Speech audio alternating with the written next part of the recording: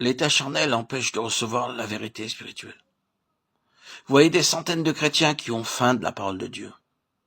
Ils l'écoutent avec plaisir et ils disent « Quelle magnifique vérité, quelle belle doctrine !» Comme ce prédicateur expose bien l'évangile. Mais cela ne les aide pas du tout. Ou bien cela les aide pendant 2 ou 3 semaines et ensuite la bénédiction s'efface. Quelle en est la raison? Le mal est à la racine même. C'est l'état charnel qui empêche la vérité spirituelle de faire son œuvre dans les cœurs. Je crains que dans nos églises, nous ne fassions souvent une terrible erreur. Nous prêchons à des chrétiens charnels, ce qui ne convient qu'à des hommes spirituels. Et ils trouvent cela admirable. Et ils en jouissent et ils disent « c'est magnifique ». Comme ce prédicateur parle bien. Quelle connaissance profonde des vérités évangéliques. Mais leurs vies ne sont pas transformées. Ils sont charnels, malgré l'enseignement spirituel qu'ils reçoivent. C'est une chose que nous devions demander à Dieu. C'est celle-ci. Seigneur, fais que je ne reçoive pas des enseignements spirituels dans un esprit charnel. La seule chose qui puisse vous prouver que vous avez reçu une bénédiction, c'est que vous vous trouviez transporté de l'état charnel à l'état spirituel.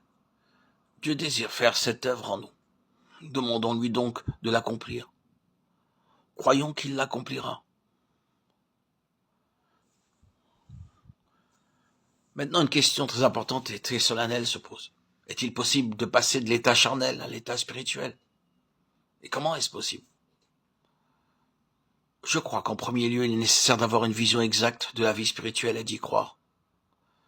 Le fond de nos cœurs est tellement rempli d'incrédulité, sans que nous nous en rendions compte, que nous avons de la peine à accepter l'idée que nous pouvons devenir des hommes spirituels immédiatement.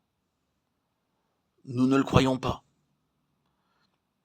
J'ai entendu un jour une histoire très intéressante. Je parlais avec un chrétien très expérimenté au sujet de mon prochain voyage.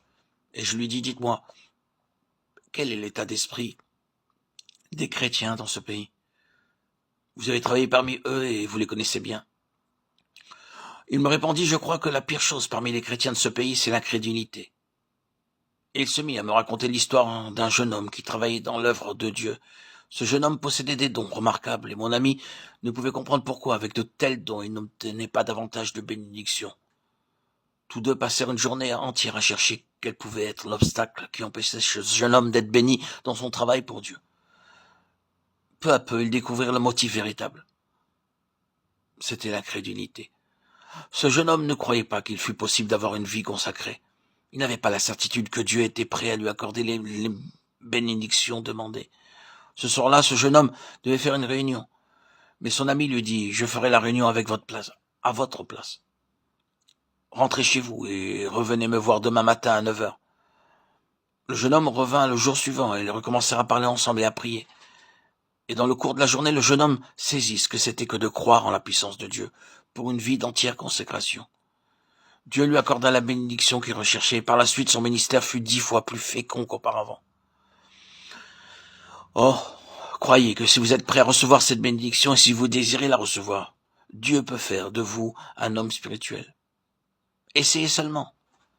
Tout d'abord, tâchez d'avoir une claire vision de ce qu'est la vie spirituelle.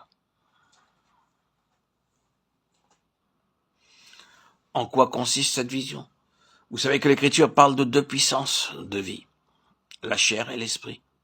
La chair, c'est-à-dire la vie sous la puissance du péché. L'esprit, c'est-à-dire la vie de Dieu venant prendre la place de notre vie.